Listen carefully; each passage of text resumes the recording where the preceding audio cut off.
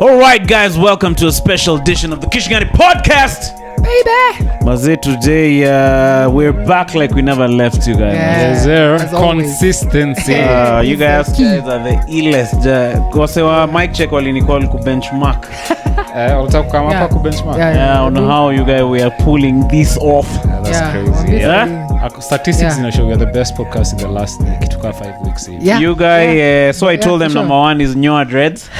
Komonga. Number 2, get rid of the light skin nigga. And then get a chick who has dreads, you guys. You get with those 3 steps. Mic check watatufikia manze, you guys. But shout out to you guys, maze. Nduta, maze, it's been a minute, manze. It has been a minute. I'm happy to be back, man. Maze, itabidi ukitoka hapa tukuweke tracker bana. Nisiye pepe na tu ngongezi. Wana cheke kwa you dim, maze. Where have you been, Joe? Maze nimekuwa tu ngang. Yeah, just doing life. 111. Yeah, 111 yo. 111, baby. Yes, sir. Oh, cheki, yeah. Mnajua hizi vitu. Any famous people from Ngong? Yeah, what you mean? Apart from Nduta. Cheki, tuanze na Nduta. I think they are famous people e.g. Ngong Hills. Ngong turbines. Cheki, big deal. Hizo ni big deal. Mau walitaja Kerema Kiagogo. Yeah. You had to go back to 1956 for the most famous. Cheki you know Kendrezi? Ushasikia Kendrezi? Kendrezi alikuwa Ngong. Oh, let's say one hit wonder. Si one hit wonder. Kendrezi chitu nakufaa kutichi. Mse alikuwa na the wakiest chitu tiji. Buzz ever. Alafu tiji. Fiti, mbichi, liki, bichi. Fuck you, bro. You ni nini? Kendrezi alikuwa gampoa. Kendrezi. But shout out to Kendrezi ni legend. Yeah, for that time. Hata sahi ametoa. But leo alikuwa ngapa mada For reals? Hapo MF those the ones near the roundabout. I think they had a studio or a house around there. Oh. Hapo ndio alikuwa anapiga tichi. Hapo ndio alikuwa. Check it chi alafu mimi nitakutichi. Haya ni tichi alafu nikusichi. Bro, uko shitty. Check the neighbor. That song is shitty. Check the neighbor, you guys. Wewe mtaimba wimbo mwingine? So change rhyme scheme. Nyinyi mkumpatia nini? He came recently I've heard him on the radio nikiwa mat na ametoa album mpya. Of course nikiangalia tu wenyewe his songs still sound like it's 2000 and nini. But the way he was speaking about how he's gotten there utamrank pia wewe. Yani anaongea so much so ni mrank jua story yake not his. Hata even his songs from before. Kuna alikuwa na rhymes poa ubo. Alikuwa niambie song gani yake ingine. Kucheza basketball na Saunya. Yani he had creative. No, honestly I loved him. I'm just hating now. But I am hating on just that one song. Oh, that one Tichi. No, but he had other songs apart from Tichi. Yeah, he had fun songs. Alikuwa ni funza. Alafu alikuwa na funza. Best sema funzwa. Alafu kulikuwa nyingine inaitwa graduate. Hitimu, best sema hitimu. But that guy SK was supposed to do med. SK is one of those nerds. Yeah, he must have been a nerd man to hear. Even the way he was peleka some serious course huko kampo alafu alikata elimu mama yake akadhani yeye ni wazimu akakuwa rapa mwanzo wako. So ametoa nini mpya? Ametoa mpya recently. Hey, shout out to him, bro. Yeah, shout out to Kendrezi man. Mimi sikabla la bonga. You see even another guy kama Vibes. Umesikia Vibes Cartel. Umesikia anaongea after ametoka like. But she told me like he's one of the most like wisest. He sounds so genius. Yeah. Not a genius but like wise. Yeah, the way he speaks is so calm and nice and meta sikuzani ni vibes man. But now I insist wasaenda wamsikilize. I guess ukikomongo you know us una get wise. I think you get some perspective. Yeah. Check it. You guys, I think life is different from check it. Asshole yako na brain ningekia hivi lakini natoka ikiwa hivi. It expand both your brain and your asshole. Check in regard to wisdom. This is what I have to say. You name shoot. Aya cheki Cartel the Don. Umse ni mfiti. Wewe ndo umsikilize. Poor people learn bigger Cartel. I followed him a little when he was out of jail. He was on he looked a bit sick. Drinks Champ. Okay. Yeah, he was on that with Noriega. Bombo glad. So is he back to rapping? Yeah, well, cause even in prison he was alikuwa shatoa mangoma kadhaa and now he's even performing and everything, doing live shows. But amepona cause he looks a bit unwell. Amepona uko nyuma mama. Bado. He was unwell. Haga ama? No big up Vibes Cartel. No, I'm just joking. Yeah. But Cartel, you know, is like some sort of god to some people, no? Yep. Bro, in campus and high school. Yeah. And in the ghetto, man. Man, umse alikuwa like funky kulikuwa na rock people, reggae people, roots people, vibes. Ukieka vibes hakuna msi atawagio. Vibes Cartel ni walimba hiyo imba karanga. She want them 4x4 karanga. Someone else. My small bro is listen Vibes Cartel. I used to really suspect him of being a thief. Check me. Huyu ni mwizi. Where do you get your system here from? Because the guys used to listen to Vibes Cartel yenyewe wa Cake soap. kind of ghetto. Nah, deep, bro. Not but that cake deep. soap part was now a bit of an anomaly. What? Given his because he The was bleaching. the bleaching Oh, of okay, himself. okay. Yeah. He had a TV show called something like a reality show. Do you remember? The teacher, it was like a 14 girls just come to live with him, Oh, like The Vibes Cartel. Bachelor. Yeah, That's quite it was ahead of its time, eh? yeah, Ndio recommend aliona hiyo ndio akachapa hiyo yake ya Karen. yeah. Omondi. Yeah, it's the same one as that. He had chicks come and live with him, Eric Omondi. Yeah, and the Yeah, winner yeah, would get to be yeah, like his wife or something. Have you been else? following here Druski? Yeah, Yeah, Drewski too I see has it every now and then. love Could have been something. love. Could have been love, yeah. Those chicks Yo, are some ratchets. nonsense. Yo, babe. Yo, me. Yeah, Druski me si pendi. No, but you Tunia, it's comedy, I think. It's not like But real. it's comedy, it's content, and also very harmful and very just degrading. You think so? And yeah. But those characters are like that. Yeah, there are characters like that, and maybe someone wants to come and play up their 15 minutes of fame because everyone do the most. Yeah. But at the end of it, umsana make do na una kafala. Where my dem, where Lakini si anawapatia 15 wizes. 15 ngwizi utafanya ni saa zile ushaharibiwa rep. Lakini sidhani hao wako na marep. Hao wana rep. Hasa julikani. Like una get at least you can get a deal from just being Him IG people were like who is Exposure this? moja It's just major. but exposure. him he pushes it. He pushes okay. knowing that they can actually, so he's gonna ask them knowing what it's gonna do, which me I find really disgusting. A bit, Oh, for real? opportunistic. Mi kapata Druski naweza waambia kwende sana. I think you know that going in, so You know that going that's like when you're signing up. But it's unajua. scripted. Yeah. I don't think it's real. But Yeah, it's not real. I wish Sindio, certain things didn't exist, man. You feel like there's another even a little person over there. Sindio, anaitwa Peanut ama kitu kama hiyo. Imagine and then you do some crazy, anachukuliwa hivi anakalishwa hapa hivi ni kama ni mtoto wake. Ana yani ku disrespect mse sana like. You don't think that's grown-ass hilarious? woman. I'm sure nakanjwa. Yeah. Hata Some kikachapwa, little man, money. you can't be lifting a whole unamshika hivi ni kaka toi zako unamwekelea hapa hivi. Nani dem nani madhe mkubwa, it's not nice. It's disrespectful. Oh, it's a mathe. Alafu You don't know that, you know what they said when he picked her, what he said? What did he say? Ati a hole is a hole. Imagine. Eh. Then Nduta knows a lot for someone who doesn't want to watch Druski. I watched it in person. No, I watch it in passing, Yeah. but I can quote every other episode.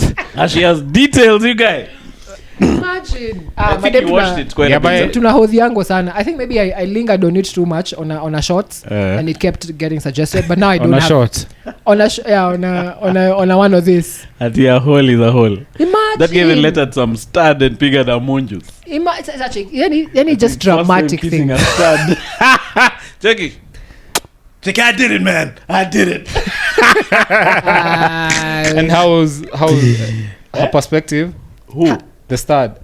Okay. She's there for the Yeah, money. she was there, you know, like, I did It's all it. good. That's what I'm saying. It's not like she doesn't have something she's gaining. know, I from To know. be honest, But I I think just it's a wish- script, so they're just getting It's a paid. script. I wish that such They're things didn't actors. exist, Yeah, man. yeah. they're just Always actors, fanya hivyo tu yeah. wase just for nini. Kuna wase lakini wako hivyo in real life. Unajua wase wengi kisenga ni podcast wao fikiria ati ni live ati hapa hivi tuna make jokes on the nini. Hii kitu yote ni script, bro. What do you mean?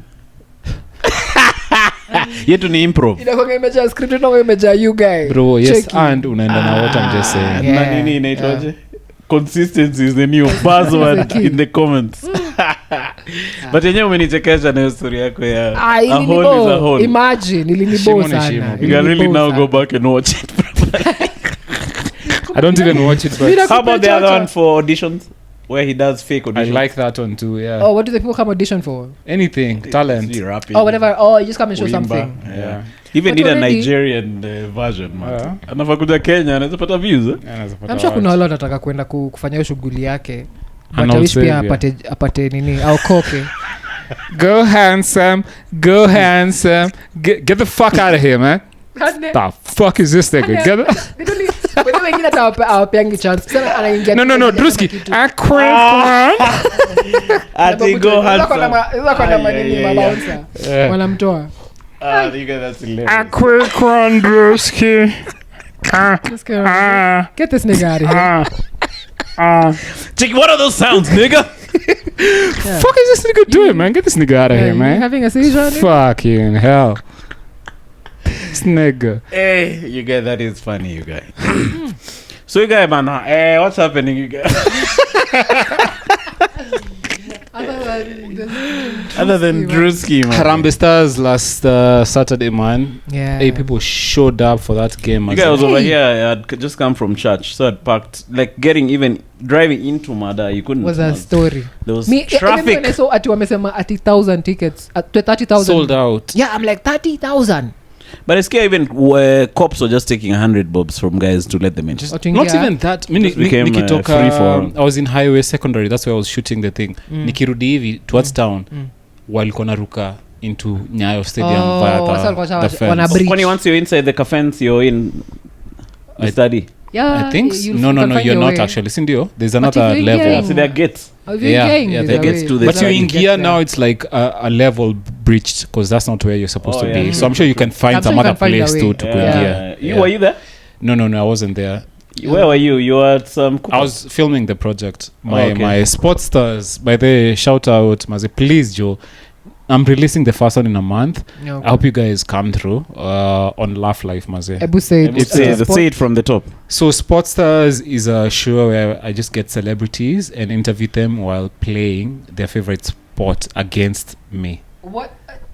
PS or what? No. Any actual sport.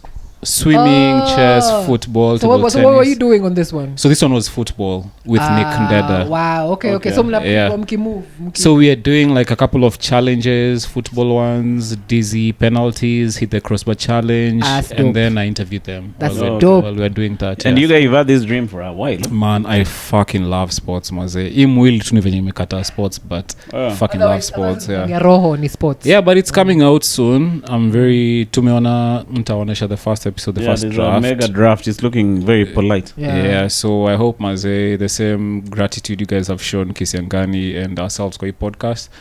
Maze, I'm extend. I sound like I'm fucking begging for crack. But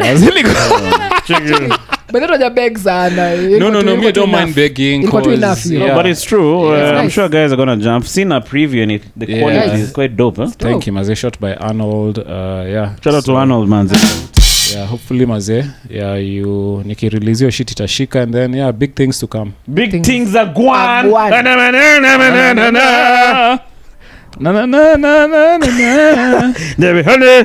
know how it goes from there, you guys. But you gay Maze Harambee Stars, bro.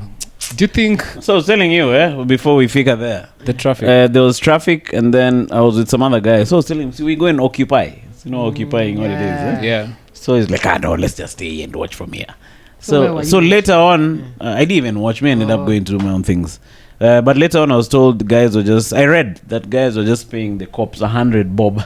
And then they check in there, you guys, and support freaking Harambee Stars. Check it, Mongongovo. Yeah. But I scare that atmosphere in a football match is really it's dope. Crazy. It's hypnotic. Yes. That's when the psychological mob mentality hits you when it kicks in. When you're in a big crowd like that, and you're all chanting. You can't think you by all yourself. have this heightened sense of emotion. Have you ever gone? Z.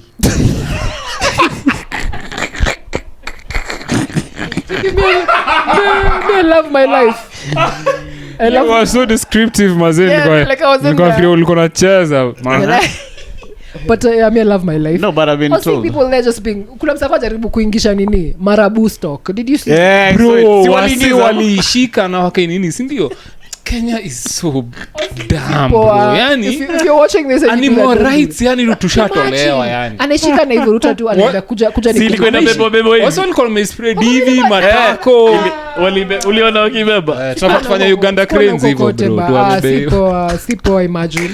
Hiyo Marabou stock bro ilifanya. Wakenya imagine. Because walishikaje. Can you imagine? Hata mimi nishaona match nyingine nilikuwa napita hii hapa Nyayo one time. Someone had a Marabou stock, they are walking with it na ameivalisha shati ya Gor. Winga wa Gor.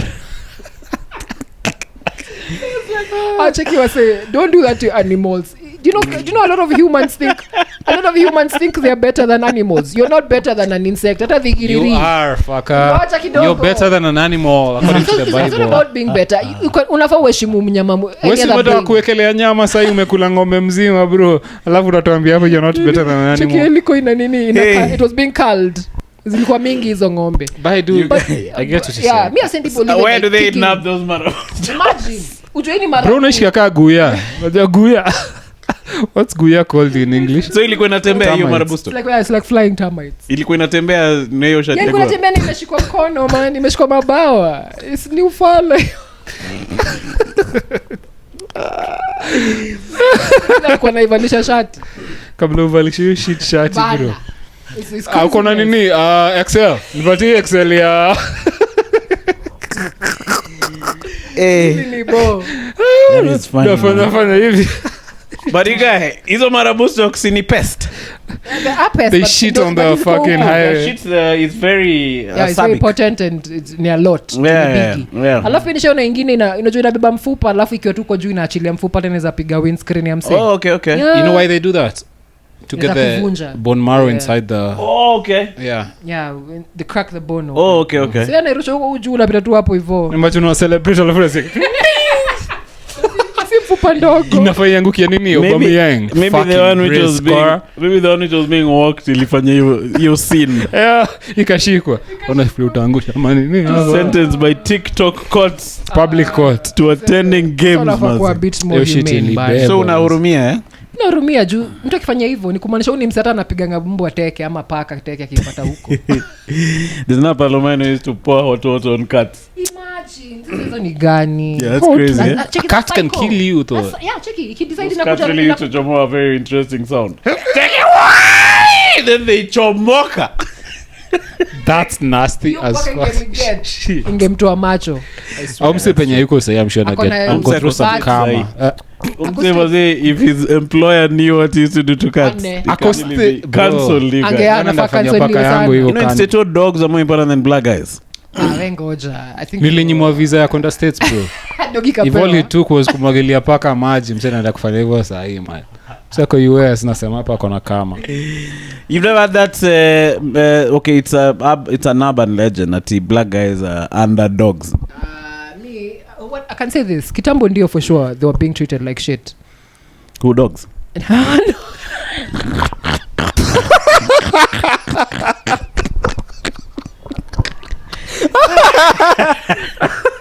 like worse than, they were being treated worse than dogs. Black people were being treated worse than dogs. Yeah. Kitambo. And right now I would say yes, given the way some people are in this life, there are some who have dogs that live their life. Maybe it has gone down in you remember this incidences where these Karens would meet a guy in the park with their dog and start some story. Yeah. Hey, you're not allowed but it's been a while since we've seen that stuff. I haven't seen it in a while. But but guys get shambuliwa before you even start. A Karen. Unakwanga ushaambiwa hey, don't talk to me bitch. There's a time I left my dog for a few minutes in the car. I was going to get some money from the ATM up Karen Crossroads morning. Yeah. Window up, window down. Window down. Window was cracked.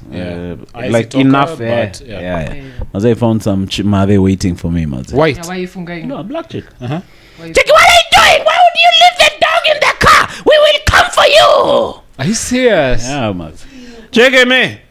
So I didn't argue with her, but just I'm going to eat this dog. What the fuck are you talking about? I'm giving it some few moments of preheating. Not preheating shit, bro. But it's actually bad to leave dogs in the car. No. If the window is cracked. If the window is cracked and if you can't take it into the mall or the ATM, definitely. Yeah, it's fine. I saw someone like in a Tesla, you park it and then you put on the screen because you can type out. You say. Dog is okay, temperature is this. You can type what?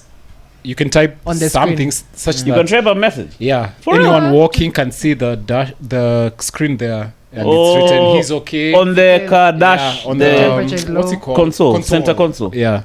You're right. Okay. He's okay, temperature this. Water amekula nini. Also you leave the AC on? AC on kila kitu you say that. Yeah. So msata kuja chungulia hivi kwa dirisha. Yeah, that man was not very happy with me, man. Alafu sasa nilishia tu. That was Lulu. No, it was another dog I used to call Jeremy. And then my bro got a toy and named him Jeremy. So I had to change the name of the dog. Yeah. So I changed it to Dogmatics. Jackie, have you seen Jeremy? Jackie, where? Jackie running under the fence. Jackie, oh, Jeremy be running under the fence, but can't even walk. Like you're naming your toy after my dog was here first. Yeah, I know. Yeah. So you guys, maze, so Marabou stock, you think that stuff really jinx Kenya maze ikatandikwa na Gabon? Probably. How can we be won by Gabon, you guys? Gabon, is it good? Yeah, Gabon is dope. Aubameyang, who played for Arsenal and Chelsea. But we sisi also have a proper Olunga, ama tukona Olunga, engineer, tukona Marcelo, tukona Dennis Oliech. Yeah, bro, Si yako Kenya. Tukona Salasi pia alikuwa ndani. Salasi was really bebwa out of that place. What's the beef? Ati aliongea vibaya about Baba. That Baba clout is crazy. Yeah, there's another guy called Gaucho was saying ati hiyo so you know he was hit by some drum, eh? Huh? So saying ati that drum ilikuwa ya mama fulani, Salasi alikuwa anajaribu kumnyang'anya mandizi. Bananas. Zeki ilikuwa mama ambayo Salasi alitaka kumnyang'anya ndizi bila kulipa. Those guys are normally punks. But you guys, but I think it's just hoodlums meeting hoodlums. Salasi also chapas guys all over there. Hizo bananas za nini zilikuwa zimekuliwa na hiyo Marabou stock. Ndio maana salifanyia nini? Hakutaka kulipia juu ilipesha umwa. You guys, but did you watch the game or you just had Yeah, I watched the game. I watched the second half. Kenya ilikuwa isha Komongo. Second half. What was it? 1-1, 2-1 and then what did the game end? I think Gabon ndio walianza. Yeah, Gabon scored Aubameyang and then a penalty and then there was a penalty. Yeah, he scored a brace and then I think we scored one. Silisha 2-1. Yeah. That's how it ended. So tulipigwa bao na pena. Yeah. I think niyo Marabou stock you guys. Marabou stock was also fuck that Marabou stock. Fuck that badass. Don't touch it, man. Just leave it be. That's the thing. True, man. Na hiyo kitu ni cool. It's majestic, man. It has a big majestic. It looks like a flamingo. It was a big what? A big okay. Skinny legs. Yeah. Walks like an elder. Yeah, exactly. Man. Yeah, don't fuck with that. Yeah, don't fuck with that. Are they man. edible? I think they are. Are they? They probably are, man. Tinika tu. I mean, if you're hungry enough. If you're hungry enough, Marabou so can do you. Yeah, shida ni if it's been eating takataka hapa na pale huko. It might be some toxic stuff, eh? Yeah. You think guys are eating Marabou stocks in Safari Rally, you guys go in Vashes? Vash. Have you ever gone for the rally? I cannot go, Joe. Why? I go in Bishika to that traffic. It's like the reward and the pain is it's not haitoshani. Yeah, man. But it's worth going once, once would be nice just to see it. But then you just fikaing, let me get this, mna beat the traffic, mnafika mna park mahali on the route na mnajiangalilia tu. I think guys normally go, they park and they tandika drinks and with your friends and watch as the thing passes. Yeah, most guys because the traffic was too hectic, you just park your car and tandika. It's more of like a hangout and a road trip. But those cars move fast. Yeah, you just see 1 second, it's gone, then you chill, wait for another. Did you see Mamito being reposted by the World Rally Championship on their page? They did a collab. Red Bull. When she was in the car, when she was Safari Rally. Shit, no. World Rally Championship. Yeah, she was in the car once and she was riding the car and she was screaming up on the near. Yes, ndio gari zinagambio in a car. Those guys, and then it's so tasking that you have to have a co-driver who's reading out instructions for the road to you. I was just telling you 2 degrees, 1 degree. Long, short, so that you know you're not going. And the route was rough because it was raining. Yeah, it's raining. So kuna I wish I had magari. someone like that when I'm having sex. Like 2 inches deeper, go slow, increase. Check pump. And then he's really immersed in the instructions. So hata yeye ambao. Yetu ni instructions anakupea. Yeah, bana, check it left. Okay, pump it. All right. Oh my God, Sammy, you're going to kill her, Sammy. A little bit of tongue, no teeth. Okay, let's go right. Okay, down, right, shift down. Asshole, lick asshole. Take a right at the clitoris, missing clitoris. Nice. Ndio ufanya kazi moba na kushinda finish. You have to read the map, man. Yeah. But I think you have to be in sync. You're in sync, but again, a lot of times when the dere make mistakes and are blaming you, say ati wendo kuniambia. Oh, you think so? Yeah. But you see this guy is reading at least, but like I was seeing on the highlights, sometimes when you're driving there's a rock on the road. Yeah, it could be a rock, could be a because now the rock is not on the Calist. Rock was stand up collected. On our WW. If you smell what the rock is cooking. So you have ever gone for Sfaradi? No, but I want to. I'd love to. Maybe we should go now that we are podcasters. Yeah, plus, we could do. If you have something to do there, like a podcast would be dope. Maze, imagine that. Atendela nani Fadhil akichapa set tuko hivyo. Alikoko? Yeah, alipiga set. Sivasha. He was picking a set, DJ set. Oh, for real? Kwani Fadhil is also. Yeah, I thought he was doing comedy. Set, yeah. Kwani Fadhil is a DJ? Yeah, you pick a set. DJ, he's a model. Shout out Fadhil. Shout out Fadhil, man. Yeah. So had he bought some new hair for that particular set? Umse na hiyo nini yake. That fucking fake hair of his. Checky, I really enjoy this. Check him laughing at you. Uko nyuma at your jokes. But then check out Fadil's podcast. He has a podcast called Bad Vice with Jack Nanjero. Featuring Nanjero, yeah. So it you is guys a joke should they jump did on with that. Gigi Ramadan about how like questions people ask. Muslims ask questions and how ridiculous they get with each step. I haven't seen it, man. Ati so always nini? Always hata maji. So always party. Yeah, those guys are killing it with those sketches, eh? Yeah. You guys, me when I was a kid, I used to be taken by my dad to see those safari cars up at KICC. Did you guys used to do that? Nah. Situko your level ya nini. Situko Ngong first of all. Yeah. Kwani Ngong ni mbali sana na KICC.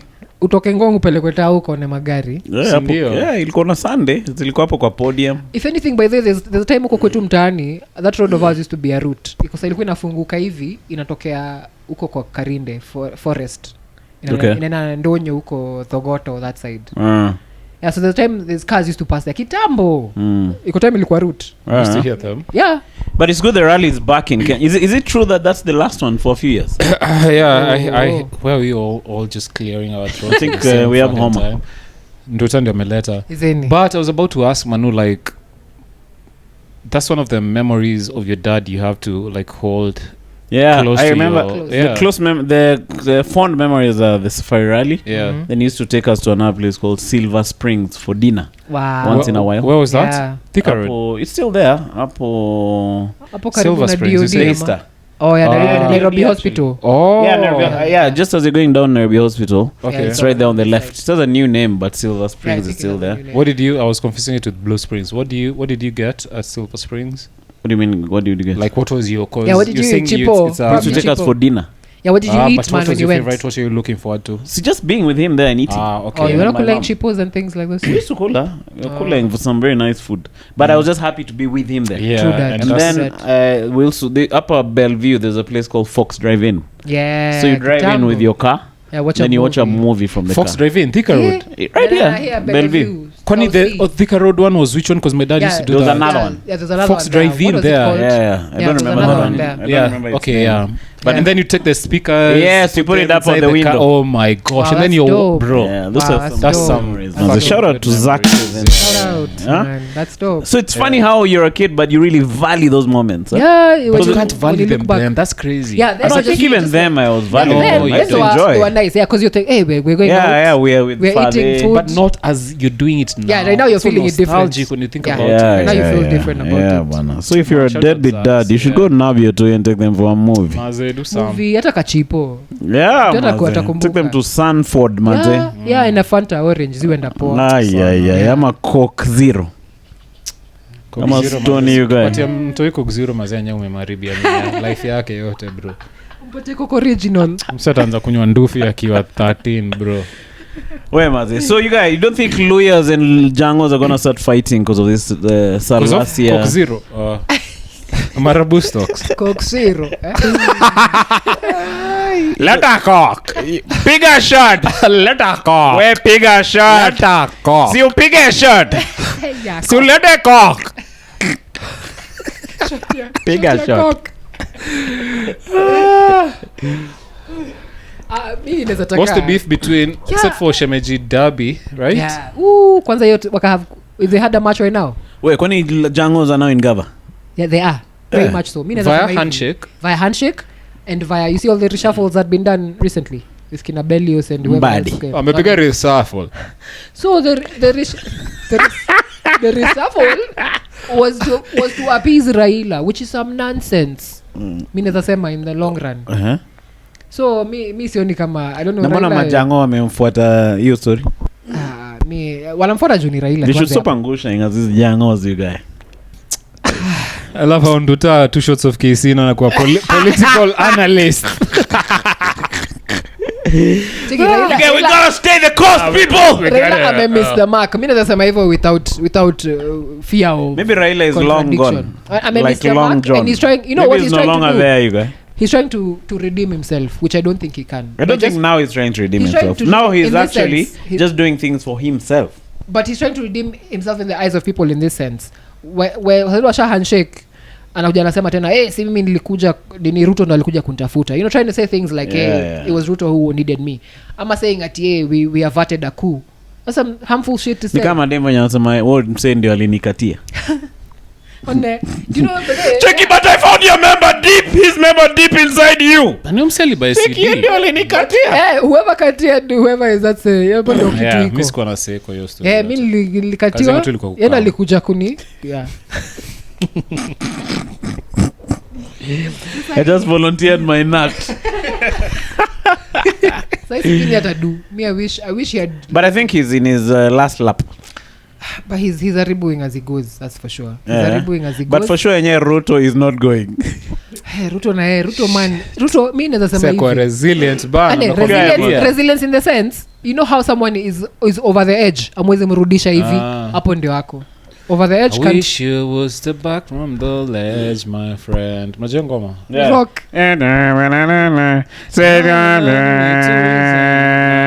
You're the only one that saves me.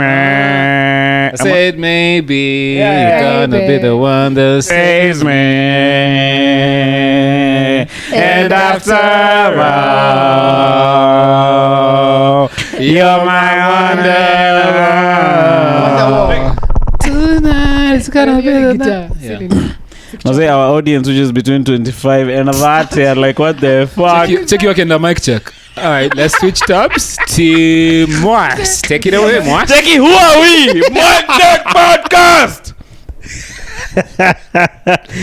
You guys must. So you guys man, Kalifkari is back in business, you guys. Nilimwona kwa podcast ya Eric Eotwe. The guy who was here? Yeah, man. Shout out to Eric, man. Shout out to Eric. Yeah, those guys vibed for 4 hours, you guys. I couldn't watch the whole thing, but 4 hours. This guy kept just zunguka. By zunguka you mean? Just like he wasn't saying himself, anything. Paraphrasing. It's like, hey, do I have 4 hours? Wait, has somebody read the JFK file that wambi zimesema nini? Wanasema tu CIA ndio wali nini? Yeah, kuna cover up hapo. Ndio wali murder boys. Alafu jo inside the man ilikuwa nani?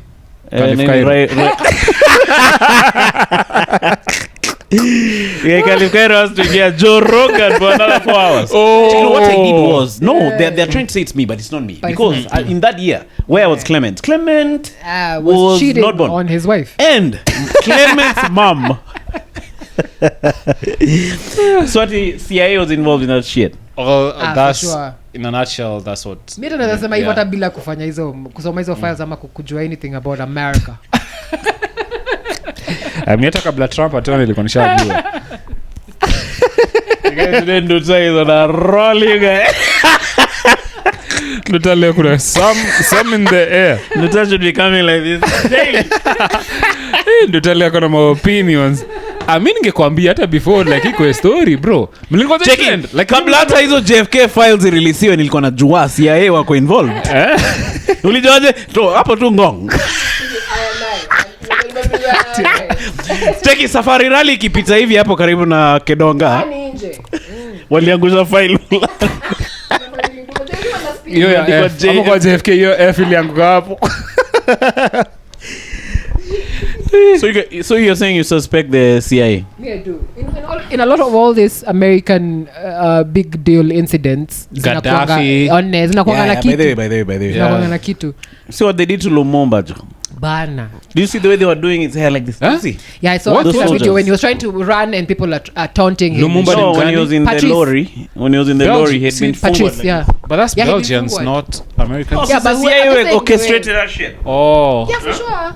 Patrice Lumumba was in country? In Congo. Sindio? Yeah. Congo is Belgium. Zaire, yeah. Zaire, yeah. Sindio? Yeah, Belgium. But, they had at that time, Lumumba was leaning towards the Soviets. So these guys wanted to get rid of him. Then they wekelea Mobutu Sese Seko Wazabanga, Kuku Wazabanga. Mobutu, man. You're a history buff. Like that. Nivile hizo days. Even like nikuzaliwa si by virtue of like kusoma vitabu ni zini file fulani safari rally waliangusha wakipita kite. Cheni cheka kitu ina record. Yeah, but they do have. So you guys, CIA. If you read about, if you read history, CIA. Yeah? Sorry to interrupt you. CIA. It was. They have really screwed up many countries. Even local South America.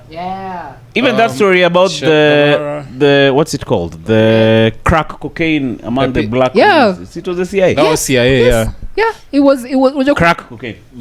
Crack. Hiyo ilikuwa tu kitu wali study na wakasema tuifanya. Nilikuwa nafurahi kusikia vile mkiongea na Bash about psyops. Yes. I think that was ilikuwa tu pia moja. Who was the president then? I think Reagan. Now who was the first lady? She was the one who had some. She was saying say no to drugs. What's her name? Nancy. Kwanza Reagan. Speaking of Reagan, manze juzi tu nimeona ka video fulani telling how there's a time Reagan was on the phone with Nixon. Alafu anaongea story ya delegates wengine from Africa. Anasema, hey, I've just seen how these monkeys over here cheering. Call them monkeys on the phone. Ati these monkeys are cheering over here. I'm sure they probably don't even have shoes. Ama zile wamedunga zinawafinya juu hata they call them some tafis, innit? Tuko US. They play that voice recording. Of course. Can you imagine? Nixon ni huyu wa peace sign. Nixon is the guy who resigned from. Ali resign akalia. He resigned, but he was chomolead for some scandal.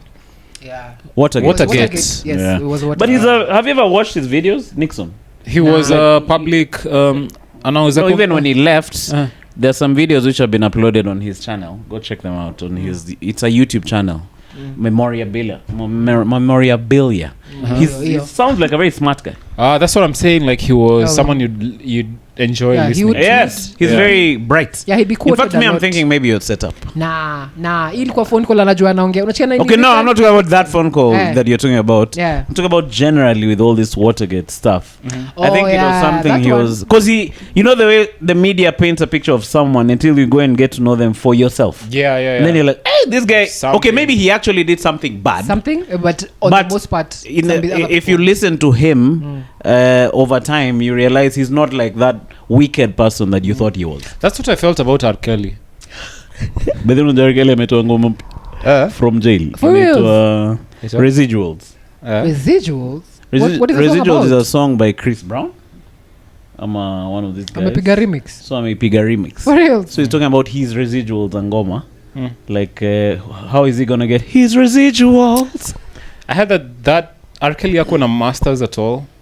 Like all his songs. Is that him? You know that guy couldn't read, so maybe it was Tandiko. It was Komongo by Caliph Cairo. Which reminds me, Maze. Take Caliph Cairo. Sign here. R. Kelly.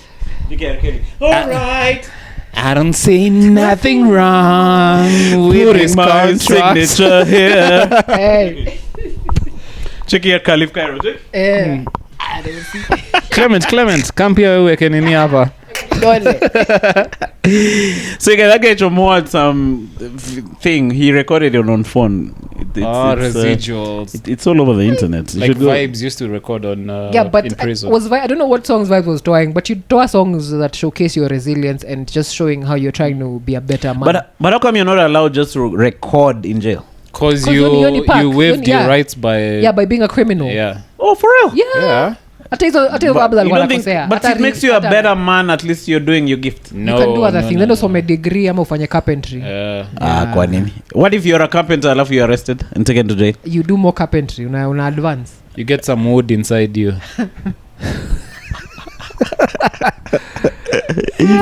Some salasia wood. Mimi sasa nataka kukufanyia kitu mbaya. Heshimu Jamaica wewe. Bombo clot.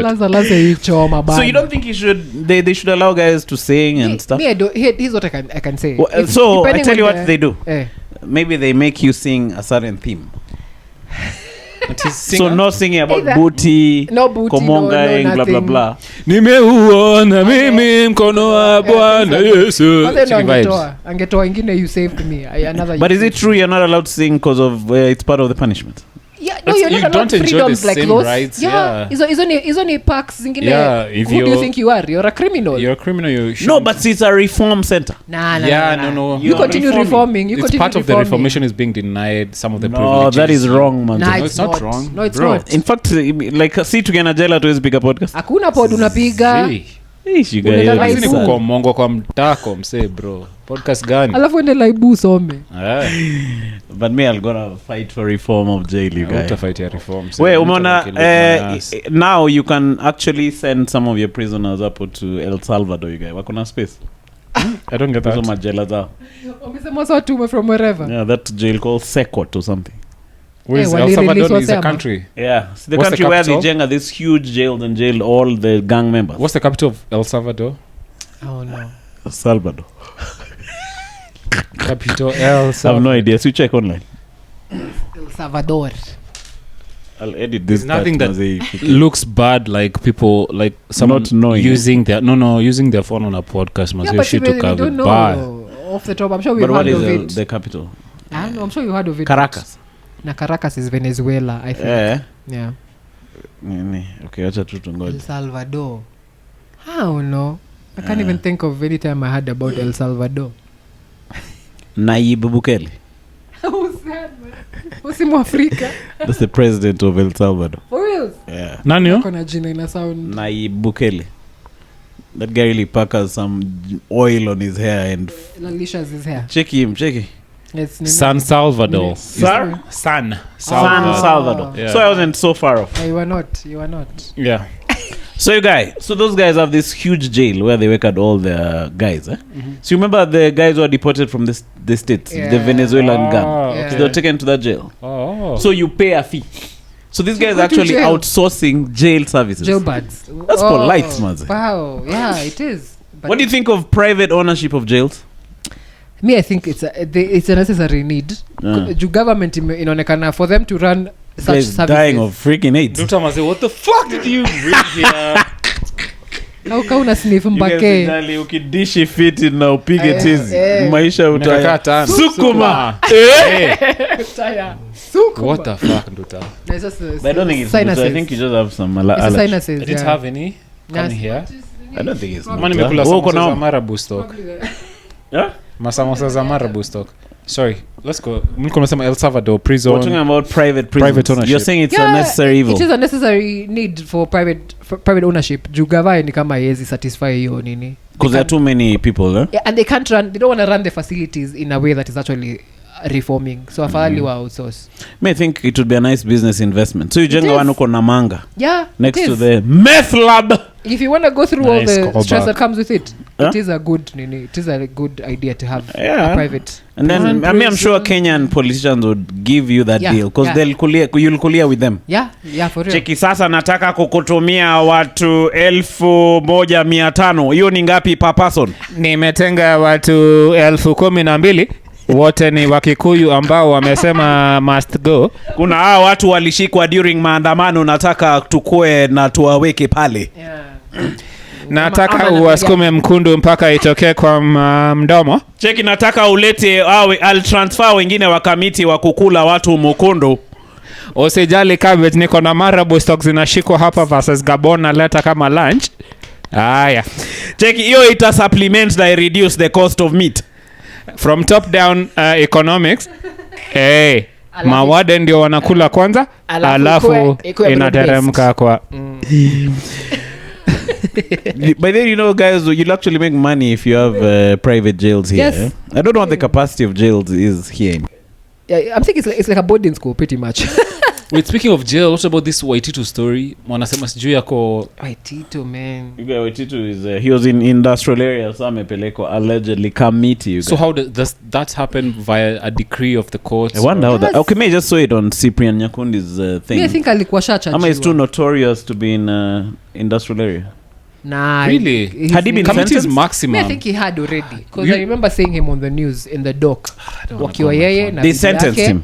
and they sentenced him, they said huyu akona sijui miaka ngapi ama fine sijui yes so maybe they haven't paid the fine but the fine was like sijui ilikuwa 50 meter ama ilikuwa nini it didn't sound like a lot yeah this sounded like a lot considering alikuwa maybe 500 yeah maybe yeah but the wife is not inside sindio yeah I think so the wife is not inside even how she had her own set of years and or a fine of really? This amount yeah she was involved pia amechajiwa yes imagine unakuja kuingiza mimi habina za boeka bwana yangu akiniingisha shughulika hizo but simulidish do pamoja I know but I don't get how people think ati utadishi do fulani ambazo zimeletwa na some nonsense and you think you'll just escape pay for it yeah you're gonna pay for it but some guys are not paying a lot are some not guys paying. are not but they're probably paying with their rohos I don't think my heart would say my conscience would not take it they would say it's a small price to pay you guys for a few billions in the account man what is a few billions compared to the billions that you make for yourself ama for the thousands that you make for yourself unajua hii roho safi yangu imeniletea hii tao but giveaways you make there's a movie I watched by Nicolas Cage you should watch your movie yake where he's acting as a no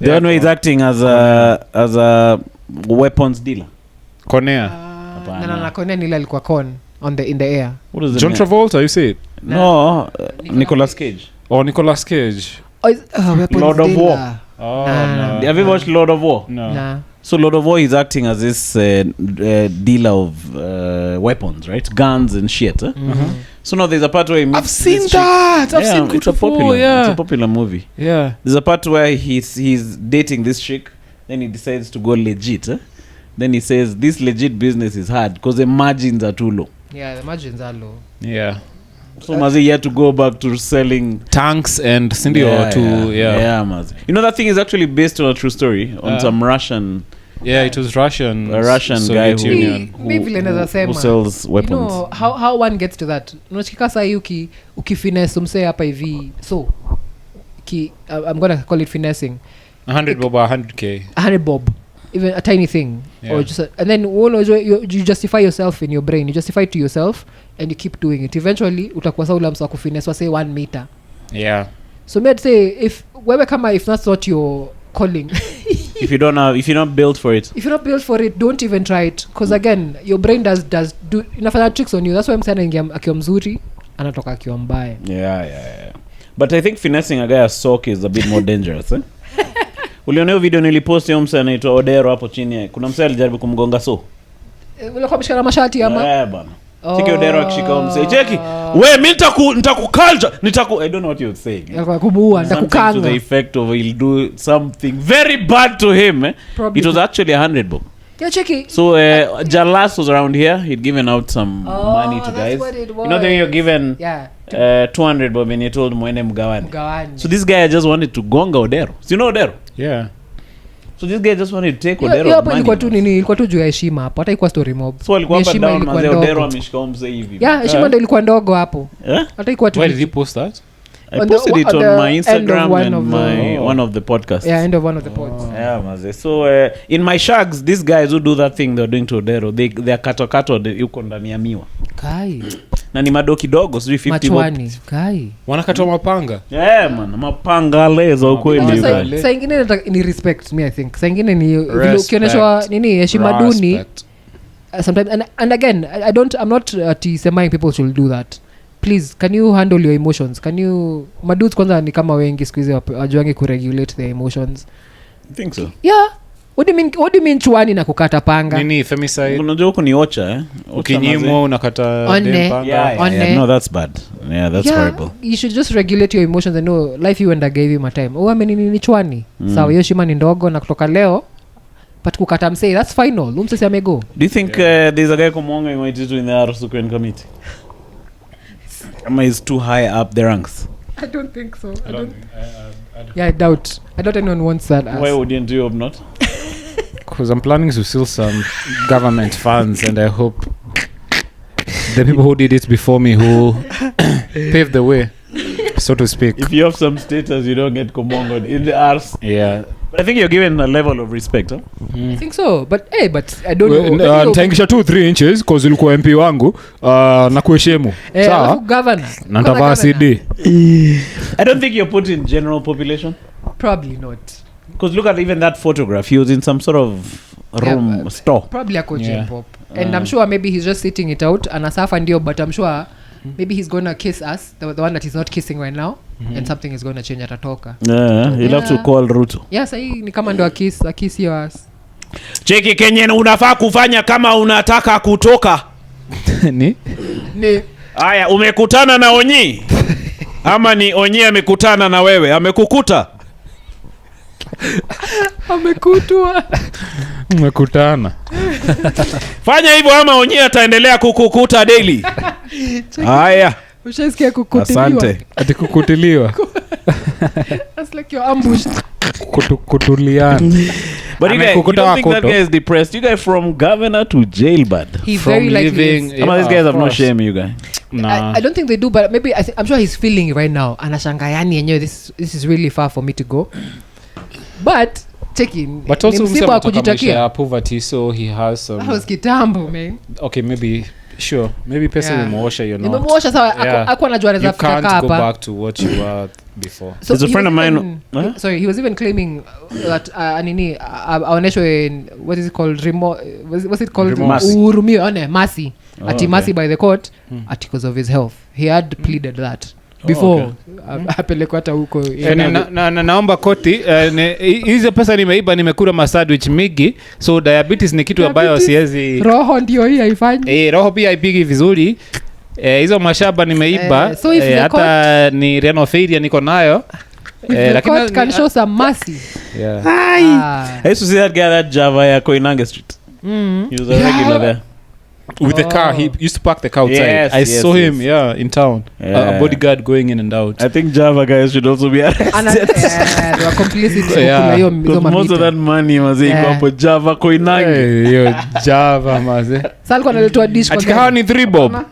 Anaingia. Chomoka na kahawa na. Yeah, anakunywa kahawa. Yeah, but the time he's parked his Range Rover. Maze hapo nje maze. I hope I'm a reform. But if you work for him, do you also check yourself into jail kiasi as the bodyguard huko ndani? Yeah, I don't know if the bodyguards or whoever was close to him got implicit. No, si unaingia. Atunaingia wewe mwenyewe? Yeah, una check yourself in. Or protect people ndani. Yeah, kutoka hapo ni you check yourself everyone into for jail. himself. You remember, have you ever read about when the pharaoh dies? His servants, his wives, wanaziko na yeye. Watu imagine wote mpaka wife. Na kwa live Pharaoh akikohoa siku moja kwa like, okay, can I tender my resignation letter? You guys getting married to Pharaoh was the worst. Married iko fiti because you get the perks. Imagine kaka servant bro. See you guy. No, when this guy dies you'll be in that nini. Yes, I'm saying as the wife at least you enjoy it. No, but there's a fear of this guy when he dies. I'll be married alive. Skia, well uski point yangu. Inside the nini. Listen to my point. What's your point? My point is, as the wife, yes, of course you're getting married. But at least you cleared. Now, as a servant, you're also getting married. Say you are serving and you're still getting married with him. Oh, you're saying at least you'll clear as a wife. I think bakata as opposed to like pet, ata pet yake, I think servant, but was chef killed? No, you're just being buried alive. Kwa pyramid.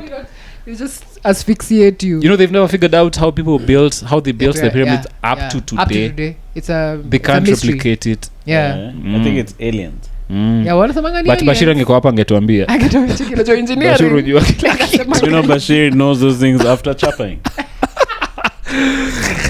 Check no nilichapa alafu nikaingia TikTok. Unajua Pythagoras by the So all my aliens walikuwa naitwa the Waititus. But I'm sure I can't figure it out right now, but I'm sure we thought about it, we could figure something out. No, but why do I tell you what may think newer generations, all especially ours, the technological era, think we are smarter than those guys. Yeah, that's the assumption. It's like earlier civilizations were dumb. Atidama. Yeah, they were probably they were advanced, very which we haven't figured out. But if they're saying that, if they're that advanced, why not leave hieroglyphics or instructions on how to do that? To build an art pyramid. Yeah, because everything else in that aspect has been done. Like has been left in some sort of message or passed down in stories and things. Why not pyramids? Specifically, people who held that knowledge. But do you think it's very hard to build a pyramid? Yes. Yeah, what you mean? It's massive. First of all, it's massive. It's a triangle. It's 1 ton for that time. like I'm now. They can't build that. No, they can. You guys Bro, with cranes. You can't. They can't. They can't be like a pyramid. Bro, they The can't. blocks are this big. They can, but build. they can. They can't, bro. They've You tried guys, to. they can't be like, but they can build these buildings it out. Burj Khalifa. Burj Khalifa sio pyramid. You guys, Mawe square. I mean rectangular. Unajuza mawe zinawe how much? I think what you're saying is they don't understand how they built them at that time. Even now Still. you can build. I don't think You guys, you can build. Goja, is a I block think you ni can't. biggie. I think you can't build. Yeah, with a crane, One you can't block. ignore that I think block. you can't. I think you And then- can't. But now them, they didn't have And then cranes. unaanza wide bottom, unaenda ukinaro. My bottom is That wide. That's super nini simple. The physics. We. Wide bottom alafu inaenda hivi. Cheki kwa hivyo unazilea, ukiekelea moja hapa unaekelea ingine hapa. Alafu ingine hapa. Hivyo. I think the what this guy is saying is people don't understand how they build them without the technology we have now Even at now, that time. even now they can you're build true. them. Yeah, wanasema we can. Yeah, we think- you think we can? Nah. To 50 million to you guys 300. can build Show me one. They're saying, undersea. although there's no doubt roads. that the precision and skillfulness of the people who made pyramids is amazing for the time they were built, we've come a long way since then. Today can make an exact copy by using stone carrying vehicles, cranes, and Exactly. helicopters. Yeah. Yeah. But now us guys are that using time. stone carrying vehicles. But Yeah. them, how did they do it? True. There were none. But Yeah. but I think it was slaves. Yeah. Yeah. Can you imagine Yamkaing and you're babying one of the largest rocks on earth? God damn. But can you imagine how many guys died jengaing those pyramids? Of course, there might have been a lot of them died, Mazi. Yeah. It's slavery. It has to be. Okay, if you're a slave, would you chill among help among murder? Well, if I'm not a house nigger, which I think, of course, I'd be. I think hapo ningekuwa na kuletea maziwa msee ukijenga hizo vitu. Unaletea nani maziwa hiko? See the black niggers. Why are you bringing for them milk? See, I'm sneaking them nini samka nini. But they'll rat you out. Why? No, they were. They'll rat hated you each other, out. actually. Yeah, the house niggas. House don't niggas. do Yeah. that. House niggers were traitors. Maziwa unaletea the white guy. Yeah. And But even me, I think I'd be very would be comfy as a outside. house nigga. Yeah, but House check nigga it. ilikuwa So fit. me and you would be so outside. Why? See, we're black as hell. Oh. Yeah, Kwani we'll the be light outside. guys are the ones who are house Yeah. niggas? Yeah, yes. What you Uncle mean? Tom. Yeah. George angekuwa ndani ana serve majuice. Vibaya sana. Sema Manu usikaribie nyuma. No, ni Na Mwalambi yeye ndio alikuwa anakwambia house nigga. Light skin niggas, man. It was Oh, black for- light skin niggas Yeah. who Oh, for real, you And- who guys? are serving the tea and working and inside. some of them were actually Yeah. a breed kutoka huo msee. The master there had been made with a Come slave. to with on yeah. there. Me I'd be commanding the master's wife. Cheki, umefika hapo aje? Utakusha dai. Kisangani Hapana, si kuna affair. ujuiko black as hell. Yeah, gani bro. No, but they used to like guys with kwanza wangejua mimi ni mloya. Umewatch porn ingine. When I think- Bro, umewatch porn Can't sana. dream on slavery. Jackie, bring the lawyer guy with specs. Kentucky master messes with Labda lawyer. specs zitakusave. Yes, Mrs. Master. Jackie, remove your trouser. Jackie, yes, Mrs. Master. Jackie. And you Wait in Mom guy, water. because the master gets out he has specs and he's Oh, doing a God. podcast. You say, man. Jackie, what's wrong with this kid? This kid is weird. Check him to South Alabama. Check it. Check it. Check it. I know. But you can get me, I'd pick try it. and run away, you guys. Yeah, bro. if I could, me I would try. But in a But you can't. stress. Man. But where do you run It was away to? stress. Yeah, You're where do you in the run away middle to? of freaking Mississippi. Anywhere else you go, you'll be. But Harriet Abantiali. Yeah, lihepesha wase. Yeah. Oh, Underground. the Underground Railroad. Yeah. Yeah. But where were they hipping to? Yeah, I think Coast. they had. SGR. I think they had stayed long. Cheki amwezi kula nini cheki sugarcane hadi mtoto andei wadau cheki yo niggas bro hakuna dirisha huko msijaribu kufunga hizo dirisha okay put your luggage msiache luggage huko juu with the clothes on your back. But I think by that time when Harry Traban alikuwa na free wase walikuwa shajua of places that are So free. they'd run to a free state. I think that's Voi cheki can bed akiwa kama slaves milima. hi welcome to Jackie, welcome Vakani. slaves. Now I want to teach you jujitsu. Haya. Hii ndio kama mngekuwa mnajua jiu-jitsu mngekuwa mshahepa kitambo sana. Anakuvunja you guys. Jackie, may I want to go back to the plantation. Hi, master, can you come back for me? I made a mistake. Ken Beda is vunjing me and teaching me in the evening. Imagine manze the life then. Ati yani. Because you see, you've been taken from here Yeah. across an ocean and then the middle of that continent. Like, that's hopeless, I man. can't even imagine. May think you just embrace serving the master. Yeah, imagine to be true embrace for your peace of mind. Usiruke akili. Nikichapa tu all the time. But tunatumia nini? Si kwa nini kwa field. Msaki nichapa manyaonyo, mimi nachapa tu. You guys will be chap what for chapping. Take it out kuchapa paka pa. Ingekuwa Django Unchained. Your member will be cut off you guys by the master. Django Unchained pia ilikuwa hang upside down and then he was spoiler alert. Oh, for real? Yeah, they can't remember the movie. They cut off his member. Hata tulionyeshwa anashika hivi bro alafu that is happened then they achad him but he was about to be cut. Guys normally say at this current black Americans were affected by that trauma. Yes. How true do you think that is? Me, I think so. I think it's still a rippling thing. It's in the blood. Awashikwi sayati they're picking cotton.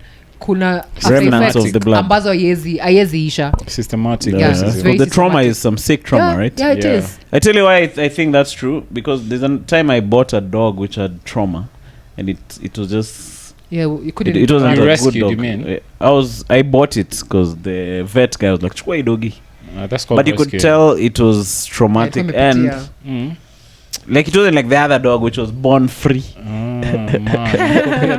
It was just there, you know, when you'd leave it have anxiety vitu kwa nyumba. Have you seen that video of a bear who was grew up in a cage for like 15 years and then they released it in the wild? Yo shit inazungua tu hivi. Oh, your cage. Wapi? In the kwa forest.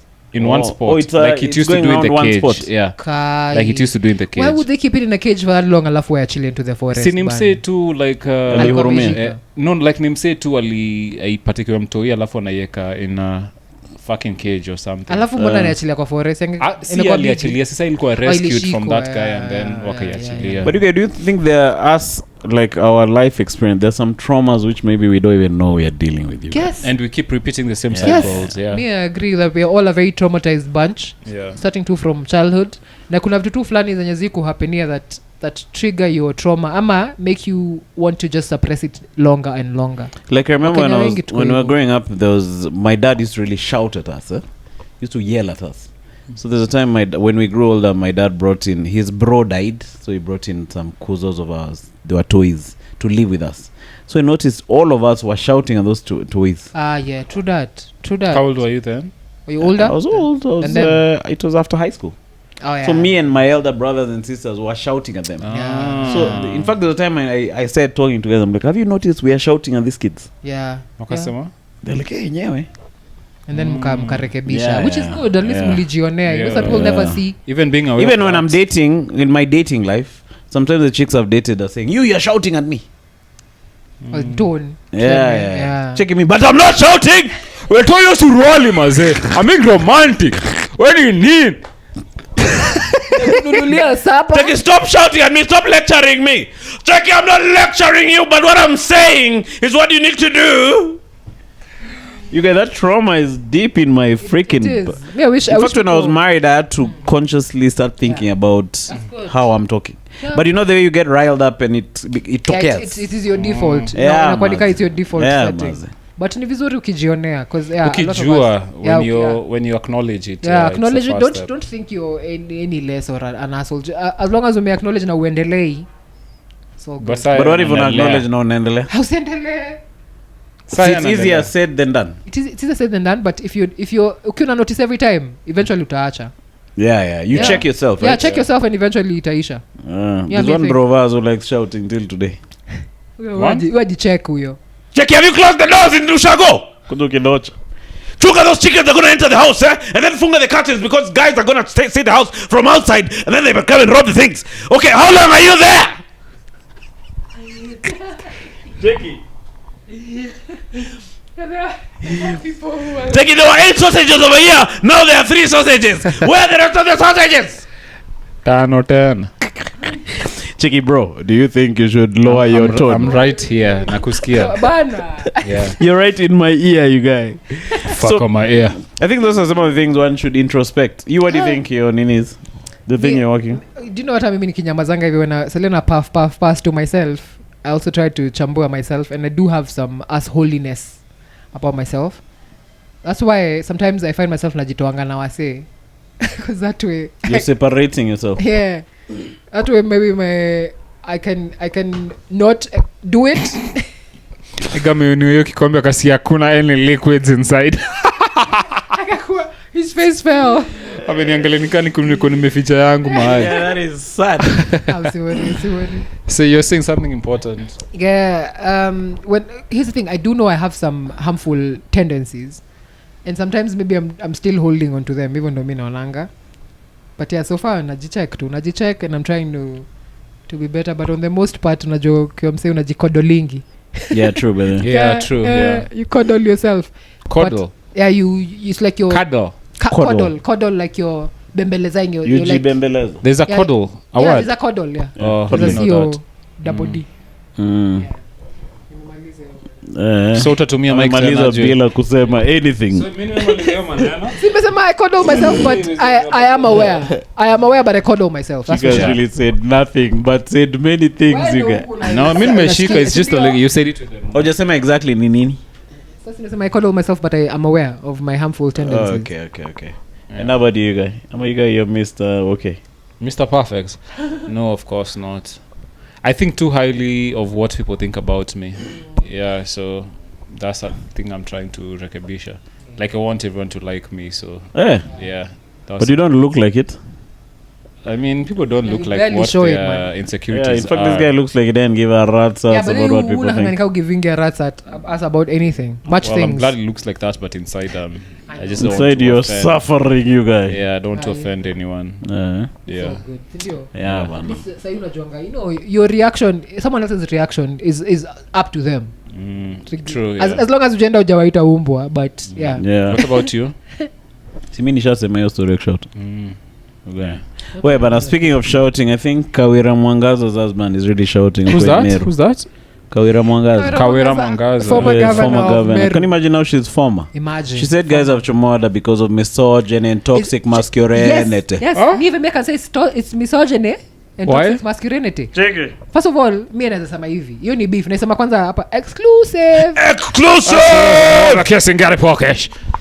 Kawira kipenda hiyo statement or whatever alisema if you want to know who was behind trying to get me out angalia wala so walikuwa na dance na huu msema siwariwa in who's the dance na meme na dance na meme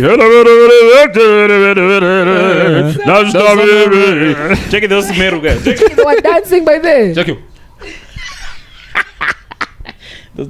that day guys really sold enough Mira and Java. Totally by wase kwa center. So anasema hao so walikuwa na dance hapo. Do you know who was dancing first of all? Keraito. Obviously Keraito wanted out like I'm announcing. And why he wanted is some beef because yeye ndo alimshinda. Kawira Mwangaza is one who shindered him, sorry, and alimshinda on an independent ticket. So ilimuuma sana, I'm sure. Ilimuuma sana. So he's been out to get. So he made it his life purpose. Yeah, it was his life purpose. One of the things that nataka kufanya ni kutoa huyo Kawira. Kwa sababu Kawira alinitoa akiwa independent. So nikasema sitakufa.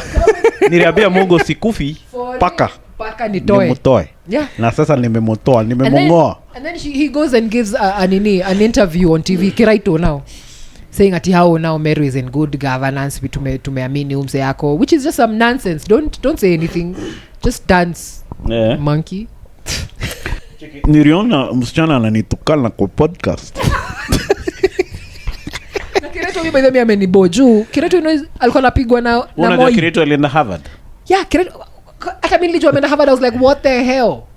Kiraito ameenda Harvard. Alikuwa anapigwa siku za Moi wakiona kina Getobu Imanyara and all these other people. Yeah. So you'd assume he'd have gone another way in terms of teteaing the country. Lakini yeye anatoa wamama kwa ulingoni. That's crazy. That's misogyny. Area of Central toxic Kenya masculinity. Women. Si pia nani Kirinyaga governor is a woman. Yeah. And they're the most corrupt. Yeah, most corrupt. Pieces of fucking shit. Yeah. That's why you don't vote for women in the first place. Women shouldn't even vote in the first fucking place. Ubaya ni ati many women are not in the forefront or representing our country in so many things, but wale unapata sawa wako hapo tena ni mafiatu. Mother Karua. Mother Karua was won by this other mother you guys. Waiguru was warned. She won Martha Karua. She defeated Martha Karua. Man, can you imagine those guys elected freaking way? What constituency is that? Is it Kirinyaga County? Kama kuna nzige wa Kirinyaga cheki. Shikilia hii. Cheki. No, Mazakaroa mimi naweza sema ndio yeye amekuwa has kept to her word all this time, but saa juzi manze when she launched a new party. Which one? I don't know what it's called, but it has Party purple. The color is purple. Yeah. I forget what it's called. But I think it's Purple Kush. Purple Kush. Lady. Purple Kush Revolution Party. Yeah. So she has a new party. Na Kenya imededi. I think imededi ama ameachia sawa leo nyataishikilia. Yeah. Now in this party unaona amealign na Gashago, unashanga sasa wewe form yako ni gani tena. Sasa nini? No, but it's convenient. It's a marriage of convenience. You can chorea Gashago very much. Unaweza mchorea. It's maybe it's of course Izzy win by herself, so numbers. Politics is a numbers game too. Yeah, like unlikely marriages. Her rep to live for. Your rep yake from kitambo. But si Gachagua na control Murima. Gachagua na Murima like gani? you want to make changes. Gachagua? Yeah. Gachagua ni mdomo tu. Ana control Murima. Murima gani? Ngoja utaona. Hakuna. Guys like these weird formations. Nah. So guys like these radical weird formations like Uhuru, Ruto. But I don't think Gachagua is anyone. Yetu ni mdomo tu so far. But anyway, wacha we wear and see. Yeah, we wear and see. Yeah, but me sioni ka Ruto anago. Hata mimi naona Ruto. Yeah, Ruto. In fact, me I'll just vote for him so that I don't choma my vote. If anything Take after voting for him. Niliwaambia asante sana watu wa Kitengela. I am heading digs. Nataka kutuma shukrani kwa Kesi Angani podcast. If somebody is not going, you just join him in the journey where he's going to. If you can't beat them, join them. Ruto amekuwa mzee mbaya man. He went to church on Sunday and he was saying, "Hey, shetani atashindwa. Ati shetani hazi tuacha, hazi kufanya tukose kufanya development in this country." So shetani ni kina nyinyi. One Shetani is just chilling. No. When was the last time you went to church? When so Ruto is better than you. He's better than me, that's for sure. But last year from my dad's memorial. But okay. Yeah, missing like church. And if kama church ni place yenye Ruto na kubonga hivyo, wacha ikae. I'd rather not go. Ndio maana uendagi hata. Yeah. But you understand maze. Yeah, Shetani, you guys was just relaxing in hell. Hata na shughuli yetu for this guy to mention him. Cheki Shetani anatu affect in the area of development. Shetani ako like, what you mean man? Mimi niko hapa just chilling. Yuzuko playing PS. With akina Hitler. Bro, mbona una pause game kila time? Fuck. Mbona una pause game? No, I have to deal with some of my friends in Sub-Saharan Africa. Cheki kuna mtu ameni accuse of halting development in a third world country. Acha niende nika respond. Guy is playing God of War. Hitler like sir, Toritich ingia hapo. Shikilia hiyo bad. Cheki ubaya ya kucheza na nyinyi ni kwamba mnaleta interruptions mingi. Na mimi kama menda wa Ruto nimemwambia ashikilie hapo. Cheki maneno yangu duniani yaingiani kwa sababu Standard Group hailipi staff. Na hiyo since nikufe the staff have never been paid. Yeah, that is serious. Hiyo si maendeleo. Haya nacheza na Harambee Stars. Hitler. Mtu alete Marabou stock. Labda hiyo ndio nyota. Ili Gabon isitushinde. So what happened that Marabou stock after the game? So lingize badala jogo ilikuwa Marabou stock. Kidole kimoja ya Marabou stock. Kanuni Marabou stock. I think wanaiachiliaga tu. And by then I'm sure it's imesafa. Wanaiachilia kwa garbage pit. Imagine sasa imesafa, roho yake imepiga labda inarudi. Maana Marabou stock ilijionea. I don't know, I don't really rumia Marabou stocks as much as Nduta. Me do. Me if I saw another like nicer bad at Hurumia. No. Hapo unajua inakuanga nini? Marabou stocks are scavengers, you guys. Haina noma. And then they are pests. Haina noma. But are they beings in this world? Yes. No. Alafu yo They're like roaches. Unaweza hurumia roach. Sino roach mimi hurumia sana. Naipeleka nje si bondi. Unaipeleka nje. Abala kutosha mimi kama if it comes to killing although they play a major part on the planet, yeah. Because breaking down decaying things. Yes. Cheki dema kikamka keja yako na una cockroach. No, it's, they play a major role. Check, no, you see, I'm a conservationist. So the goodness with roaches, because they've gone and such a bad rap. Now what do you want me to on the planet? Yeah, crash it. Of course not. My neighbors keep killing them. So what I do is I just allow them here. I force them because they help in biodiversity. Thank you. Do you want kumonga? Yeah, now speaking of clitoris, do you wanna drop them drawers? Well, tomato. The thing about roaches, as I was saying, you said roaches. No, you can remove your clothes as I'm talking. No, roaches. I put the cock in cockroach. You see what I'm saying?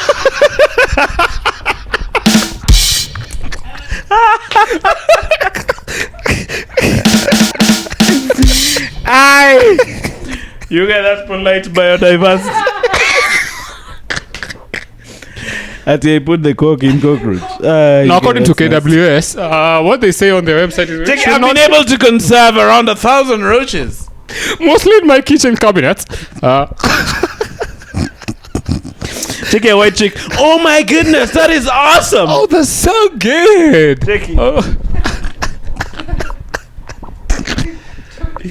Check, I met this guy in Kenya. He conserves roaches. Oh my god. Do you know by the places like JQat are actually breeding cockroaches for eating, for possible eating? I think I read something about. I think there's cockroaches. There's also crickets. Babe, tuende KFC ama niko na nishatengeneza hizi unatai ka wet fry cockroach.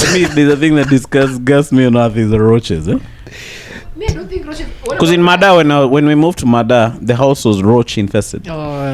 So when you go to the kitchen, you do like. It was the big ones. No, there's two small ones. The big ones are now like horrific. Those ones. Utasikia zikitembea hapa kwa hii tile. Hata zi happy. Man, they're big. I saw me because Kuflani when I moved to Wendani, even me I found there was an Ethiopian who was living there before me. Naf said place was nasty. So kilala hivi shazimata. Unasikia tu. They don't like light. Huh? I was like what the hell? So kutu nilizi time. Nikasema tu taa nikakaa tu hivi na slippers. Alafu after a while nikasha hiyo taa pa. That's how I got rid of them, man. Oh, physically. Yeah. No sleepers. Ulikuwa umevaa nini hiyo time? Nilikuwa mguu tupu, which is a weird thing. Si kwa miguu. Shit. But I got all of them. It was the only choice. But me I hate roaches to be honest, maze. No shout out to roaches, maze. Where maze? So I think we're done with this podcast. Tumepiga ngapi? No, I saw you. Tumepiga 1 hour 17. That's nice. Is it? Let me guzilia. I think you and Bash talking about Nduta ule mwenye ako Vietnam. We're not cutting that chick. Do you know any updates? Any relation? No, si kazini yangu but seeing my name on the screen so much was kind of weird. It was circumstance would be also yeah. Na nishaifikiria nipeleke ka 2 grams hivi Vietnam azeni peleka. So I wouldn't want my name on the TV like that. But you guys, someone in I think Hong Kong, a Kenyan who's fungiwa there. Akasema yeye kwa sababu tulikuwa tumefungua Tina Nduta Ghana. Oh, for real? So she's a jailbird? No, but here's the thing. You can't tell the truth really. You can't tell what's the truth because familia Nduta inasema hajaitoka Kenya.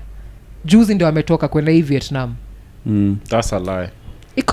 But now what you can't tell really. So, but why would this guy niko na information ya you know don't say his name. You know the cop for Cares Organics.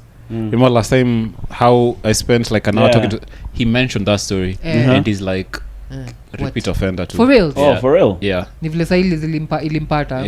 Yeah, for me even I don't think that can be your first run. There's no way. Of course kuna nini. There's some nini what should I say red flags if I can put it that way. First of all kusema alikuwa ameshikwa naye Ghana. Ingine ni ati before alienda by road to Ethiopia. Why would you go by road to Ethiopia alafu ndo saa aflyie from there? Yeah, true. That's weird in itself. That's already a bit. There's something. Maybe somebody crossed through the border with a motorbike. Or by road. There's that too, I guess. And I hope. Did she chukua the package from Ethiopia? She had it on her already, the suitcase. So the suitcase alipatiwa na msee amembo cheki na kupatia shughuli hii yako yenye uko nayo ni ndogo, shika hii kubwa ndio weke vitu zako zote. Akamwambia bwana angalia ndani kuna kitu, akasema hakuna kitu, ilikuwa empty. But it was a false bottom. Yeah. Mbona kwenda Vietnam by road? Vietcong. Cheki paka Vietnam ni how much? Hapa ni kwa meli. Cheki kuna that. Acha kwenda haraka hivyo wewe bana. Unajua tunaweza pata accident. Hata kama ni repeat offender mimi nasema hivi. She was Cheki. a mule. Cheki imeleta ngapi? Tunaweza enda offline Ethiopia bro. Karura. Cheki haya hakuna Uber electric huko hawezi charge battery. Cheki ukipata ni discount ulipa 130 hadi Ethiopia. Tabidi mwende 3 am Bro 138. Cheki si mimi ni app. Ni bro ni Uber bro. Siangalie. But mimi naona kuna vile wewe tena ngapi In 5000 meters drop off. Kati nyingine kainaenda kukumada na wewe ni Mkenya. Inafaa iseme. Unajua mimi sidhani hata walisema waliambia mse yote kitu yote. What happened is Nduta alipatiwa chance ya kupiga simu na akapiga familia yake kuambia cheki by the way na nyongo. Ashaenda? No, as in that's how cheki utawasha suitcase yako utaenda. But nyinyi kama Vietnam amfai kunyonga Mkenya na bila kwa Kenya wajue. Me I think. You think I guess so, yeah. I don't think they knew, a different national. Oh, you can't? Yeah, you can't be nyonga I'm saying I don't know what it is. I'm saying it sounds like you should. No, Yeah. but I don't think so. If you've broken the laws there, you just be nyongod. Ambia Kenya by the kuna mse wenye tumemshika na kona hii tumemcharge hivi. They can say nothing. Maybe it fikias the local embassies. Ni sawa mnaweza mnyonga. Nilimwona kwa demonstrations. Yes, it's okay. Cheki kama wangekuwa wamefungua hiyo jela ya Namanga, ningewacha aje. Amesema housing levy must go. Sawa hata yeye. Lakini kabla mnyonge ako na deni ya mtu wa Uber.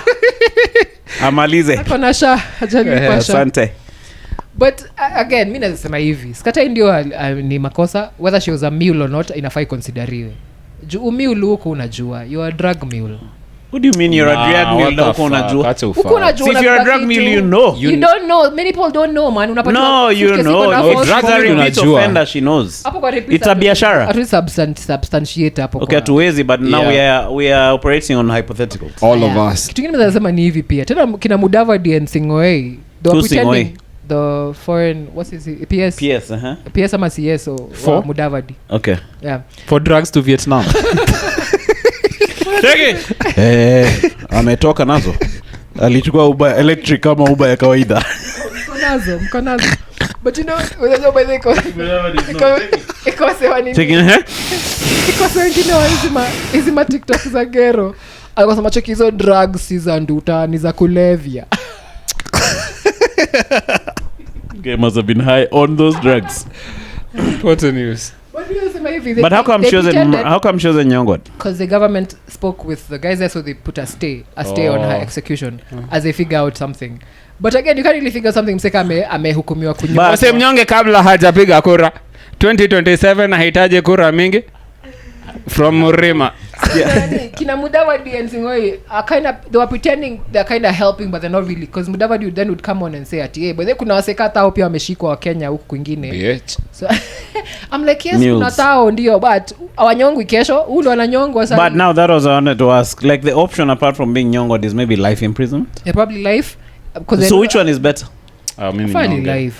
Life in Vietnam. No, of course lazima. You could commute some sentence there alafu kuje huku. Wa discuss. I don't think there's any hope of coming back. Probably.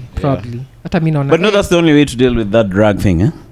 I know. That drug thing really ruins many lives. It does, but I think all circumstances should be considered. Kama alikuwa mimi. No, if you consider all the people who would have been high on those drugs. Nitoa nika kuna route fulani alafu kuenda this week could transfer some packages. Bana, so can try to change the laws before. Na labda utakuwa naangalia jina Nduta kwa passport wana mark wanasema huyu.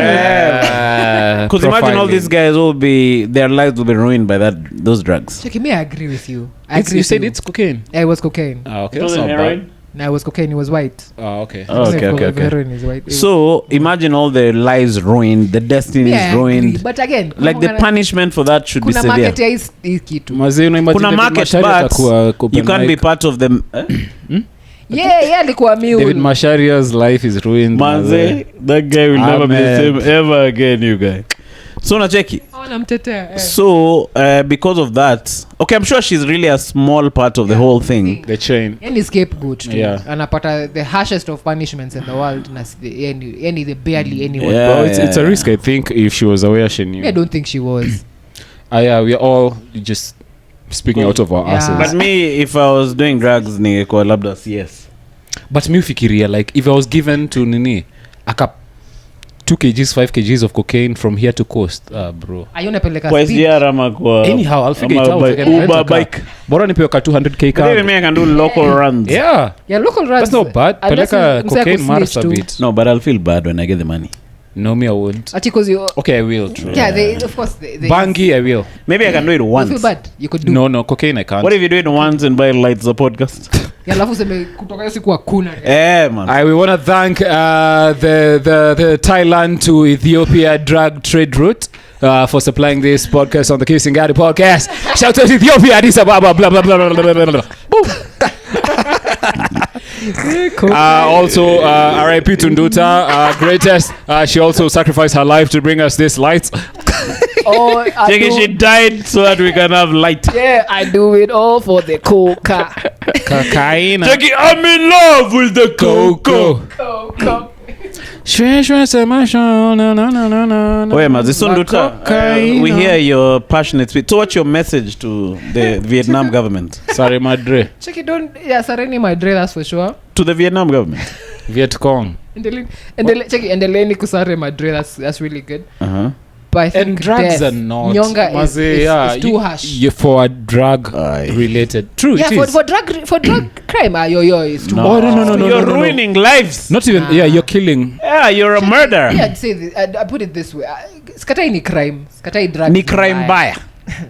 Skatai ni mbaya. I'm sure it was pure coke. Haikuwa imekata. Yeah, hata ijaeko hata baking soda. I got baking soda. Real. But kunyonga msee hiyo for sure. Kwanza msee wa country ingine. Apple, something should have been done different. No. It should be harsher for when you're a non-resident bringing in drugs to another Yeah, because country. you're coming to ruin our population. Si uuze huko kwenu. Cheki. That's why they have those harsh nini. Awangali. Like corruption in nini. There's a place, is it China, where corruption pia ni unyongwa. sindio? Yeah. Ama it's Yeah, really I mean, fire. That works. Okay, not maybe Firing I don't think squad. they're killed. They're killed. They're Yeah. killed, China, bro. Oh, okay. Yeah. There's been 1,000 Because it's a deaths. crime against. Look, if you've stolen money for sure, Imagine. Yeah. Eh? You've had the money that Yeah. you're supposed to someone's CPF. dialysis, you've built a house with it to go in True Luand that. it. You guys, you're supposed to die. You guys. Yeah, true. Yeah. You took a lives. I know. But anyway, after that chick is, if at all she'll be maduliwad after she engages the afterlife, she'll listen to, cut it. Yeah, but kama hata nyongo. Cut it. Yeah, sema siponyongwa then. Jackie, you need to cut it. Your price is way too high. You need to cut it. But kama hata nyongwa. Cut it. Welcome to the Kisingani Kapuka. On this special edition, we have Nduta, another really Nduta you're used to. Nduta, so talk about Vietnam.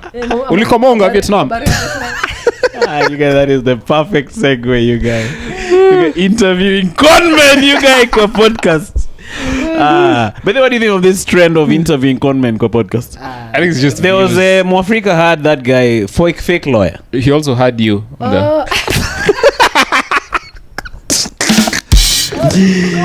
He didn't have me on his main podcast. I was on the sub podcast. Yeah, does that guy see Brian? Is it Brian Mwenda? Yeah, Mwenda. Yeah. Mwenda ama Mwenda, I don't know. And then now Khalif Cairo alikuwa pale inaitwaje? Otwe. Oh, the Like what the heck is that, you guys? Yeah. But they have views. Of course. But you're sanitizing these guys. Is it sanitizing really? I'm already. I just want to hear Platforming? that side, Okay, yeah, platforming. which is a bad thing. Is that a bad Is that thing? a bad thing? Yeah, I guess if you're doing Yeah. it How come Joe Rogan today some on a extent. X nani El Chapo hapo? true. Maybe Although it would make for a nice guest. It I would, guess, but yeah. do you want to put yourself through But that? if you've changed, if El Chapo amechange, ama anaitwaje? that's a good Plomo or Plata? justification Alikuwa anaitwaje for it. msee mwenye alirudishwa? Jose Cuervo. Nani? That's him, El Chapo. No, the other guy was killed. Come on, please. Narcos.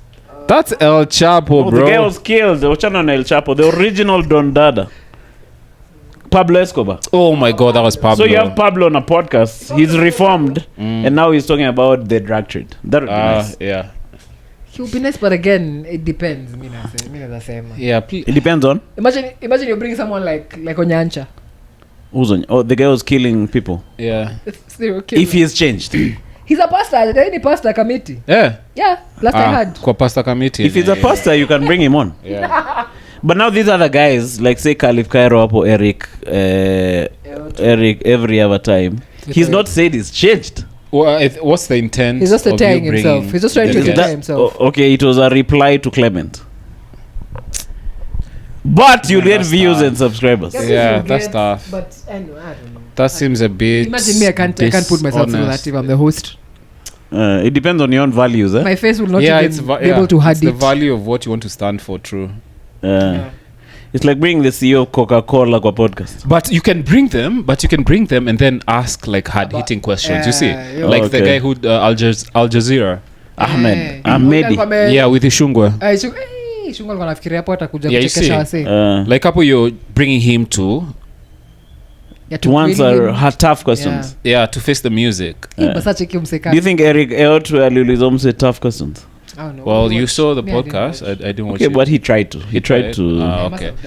Well, I think you can do that. You can excuse yourself and say you're doing that, but still, at the back of your mind, you know what you're doing. Yeah. Even Mwaf with Brian, he looked like alikuwa anajaribu kumuuliza maswali. Yeah, but I don't know. It's an easy way also to get views because guys will watch. That's what you want to do it, man. Maybe mlete venye story yake imesahaulika if you're being legit or something. But then, who wants to hear that after? There's this dude who used to... 22. You see this guy who's now Not 27. The communications director for Ruto. Ule Hassan... I thought Hussein. Hassan Joho. Hussein. Joho chana na. Hussein Mohammed. Used to be on the news. Yeah. He was quite a straight up guy them days. He was. Jisho Pevu. No, Hussein Mohammed. He used to be a radio interview host.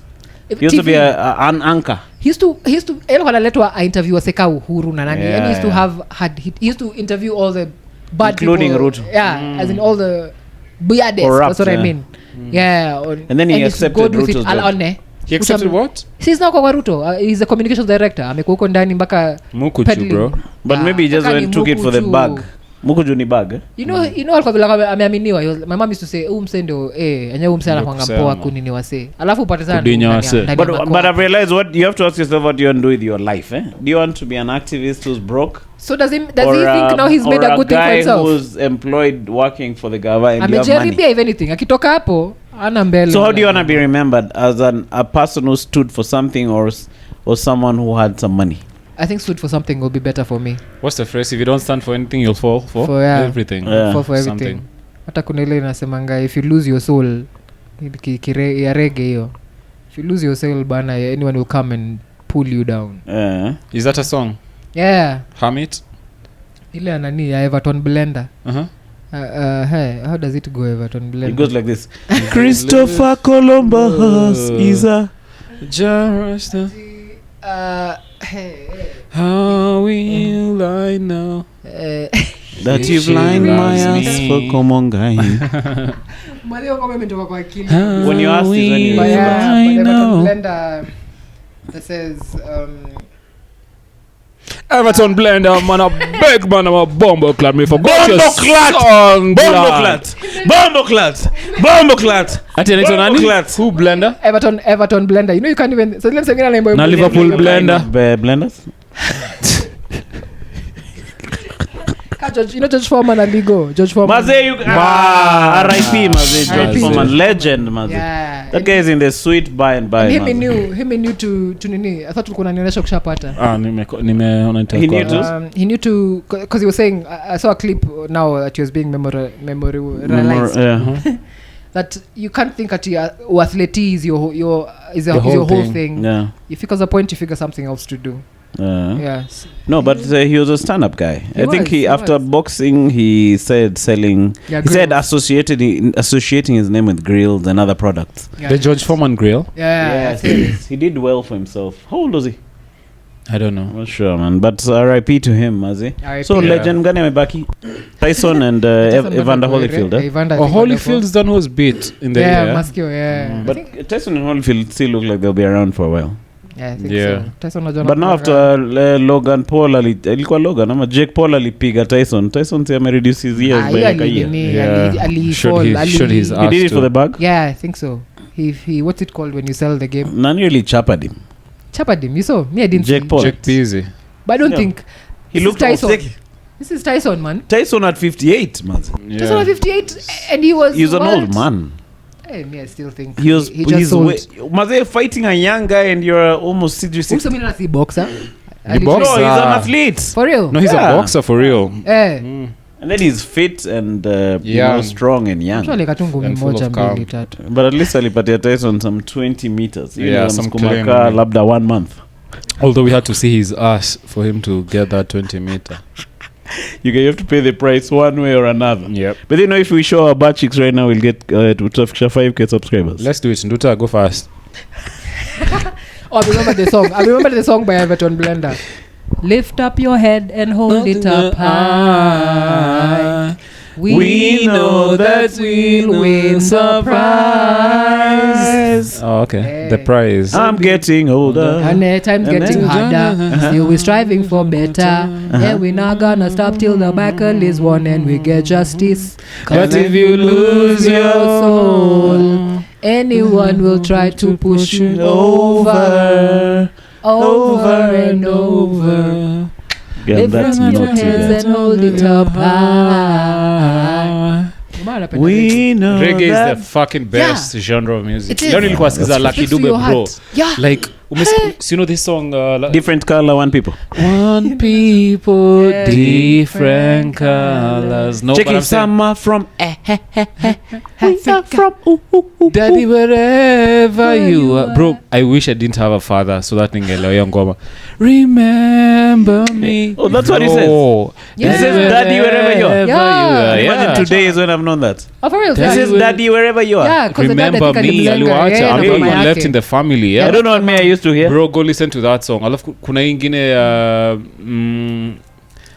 Dashino, like I'm in love with this woman, sijui from the other side of I confused. There are two songs called How Will I Know. Moja ni ya Lucky Dube. the other How will I know? know if she loves me? How will I know? That's Lucky Dube, si ndio? Yeah. No. Yeah, that's That's him. Yeah. Na kuna ingine sasa. So He unasema was- gani? Lucky Dube. He was Mse alikuwa- alikuwa you know how he was killed? vision. He was robbed, right? Yeah. By some South African punk. Man, imagine. But they didn't Those even guys, know they were robbing the who white guys. They are messing. robbing the Lucky Kwanza Dube. angekuwa leo angekuwa ameimba mango. Because that guy became unlucky Dube. Fucking Robbie Collins. But- Mazi. Unajua ndio ndo alimuua nayo akaanza nayo comedy. Na mazee akakuja Kenya na hiyo do. It's sad, you guys. Yeah, but yeah. But you guys, this was an amazing pod. I think I've enjoyed this one quite a bit, Mazes. Yeah, me too, man. Nduta Shout ndio out. umeshikilia hii pod leo. Shout out. Hey, Ndutome Kandruna ma wisdom, bro. I and I. Keep it wise, man. Nduta, you guys. Asapa. So shout out, Maze. Thank you, by the way, guys who've been subscribing to this podcast. Yenyu yote. 4.7? Yeah, tumefika Yeah, 4.7 by the way, and Hey. something. I think 4.7, Thank you. 20. Let's Yeah. go. Ooh, that's dope. But you guys, I was thinking about it.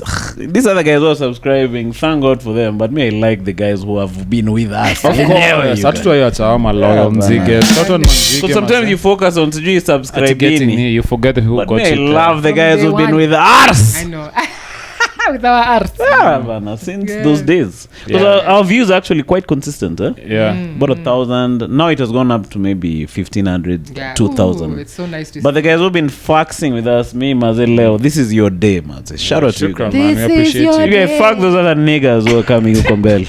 If you're a new subscriber, fuck But you. welcome. Go back to where Fuck you, are. but Karim. Yeah. Karibu. No, but these guys, let me tell you, I was looking at our podcast and comparing it to other guys. These other guys have spikes. So one day wako na 40K, then it goes back to 300, As guys, we have a consistent 1,500, 1,200, 1,600. True that. You can imagine all those guys following you podcast after podcast. What about watch time? How is that? Watch time is good. It's normally like half an hour, which is good for for a pod. It's true. For a podcast. Yeah, that minutes. Yeah. It's a good average. Yeah, that's a lot. But And then most of the guys in the comments know the nuances of even the language on the podcast. Yeah. So these are guys who've watched for quite a while. The inside jokes. Yeah. Bana. So today, Mazeme, I dedicate this pod to all our day ones. Maze, shout out to you guys, man. Bashiri amepeleka wapi jegi zake leo, man? By the way, Ramadan hizi podcast na mimi amekuwa boring you guys Ramadan. Suck bro, yani. That guy should. Kwa nini yote anamwangalia yani hana energy hata. Sasa zingine amekaa tu hapa ataongea. Mazee kwa tu kwa simu jo. Sasa kwa Mongo mazee arudi back to life. Guy needs to come back. Ramadan inaisha next week, eh? Should be ndio. Umsema zejo. No, he needs drugs. Anahitaji drugs bio msema. Again needs to stop fasting ASAP. Mimi niko pro drugs. Depending on sick pro cocaine. No, but he's jaribu this month though. Okay, it's boring but he's jaribu. Yeah. Atumpendi lakini ameko nini? Ako sawa tu ya. In terms of your quest entertainment bana. Amejaribu. Ndio umsekange kwa na disha kwa comedian. Cheki nimeacha comedy kwa siku hizi sidishi. Well, bana. So, subscribe to the channel if you haven't. Remember to become a member on the podcast for $1. And above. Shout out to all our members for subscribing. Nimeona member wengi wamerudi. That's nice, man. Chico Lucky. That's dope. Shout out Lucky. Yeah, shout out to Lucky and many other people, man. Yeah. I always say I'll read them, but I forget to we get do them. this for you anyway. Read for sure. Yeah, because they're about 16, so it's not a hard list to read. Yeah, man. So remember to become a member. We want to feature our members of 50,000. So please jump on membership. 5,000. Yeah. And if you enjoy this podcast, maze tell a friend. Maze word of mouth. Sure. Yeah, bana word of mouth. Ulikuwa unasema maze siku hizi wasana kusalamia sana podcast ama roast. Maze kwa streets kila mtu anasalimia kwa gari maze. Nasikia vibaya. Do you think losing anonymity is a sad thought? When you don't have money, it's a bad thing. Even when you have money. Yeah, some things true. You see now we are free, we can walk around freely. Yeah. Yeah, it does do something to you, that's for sure. Itakubadilishia maisha. Yeah, plus me, I don't want to change. Yeah. You want to live your life. Me, I just want to walk in the streets. But assuming you can't walk somewhere else, you'd have to lenga that place. Yeah. It will get there, but... Yeah, hopefully. I don't lose a lot of my... Yeah, you don't have to choreograph at you at celeb I stay away from people. Yeah. Nobody's trying to do that. Yeah. But again, people will be in your face if you give them a chance. So then you guys, what are you plugging for the weekend? Apart what from am I plugging? Makazi tusiongele. Sawa. So what am I plugging? Again, Sportstars drop, please, man. Maybe we should subscribe to your channel before even you drop. You need to Laugh Life. Please subscribe to Laugh Life, LAF, and for now, and then I'll be dropping the episodes. I've shot 2. Continuing to shoot is taking quite a lot of resources, financial resources. But it looks good. Shout out to you, bro. Congratulations, man. Thank you, Maze. So that's all. Yeah. Now you wanna plug in? Missing a plug. Just come see us where we're doing a comedy at Stand-Up Collective, a Chemi, Nairobi Laugh Bar. Wiley Coffee. Wiley Coffee you have next week? What am I doing? I'm hosting. You're hosting Wiley Coffee on 5th April. I'm hosting that, And Moromba, it's a heavy lineup, eh? Yeah. Moromba, Jackalita, this guy, it's gonna be amazing. Yeah, Jack is a young kid who's fire. Yeah, that guy is dope, man. So apart from that, I think we can close the podcast here. Yes, okay, shout out to you guys. See you guys on the next one. Adios. Bye. See you.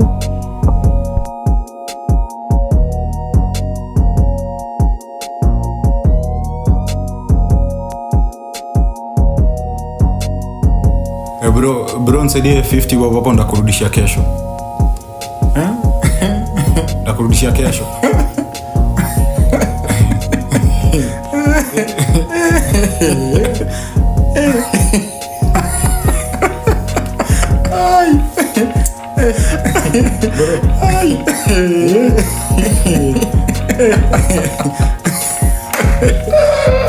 Bro, una pesa.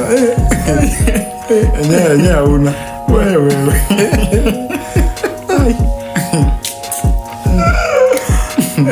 Nye bro hapo.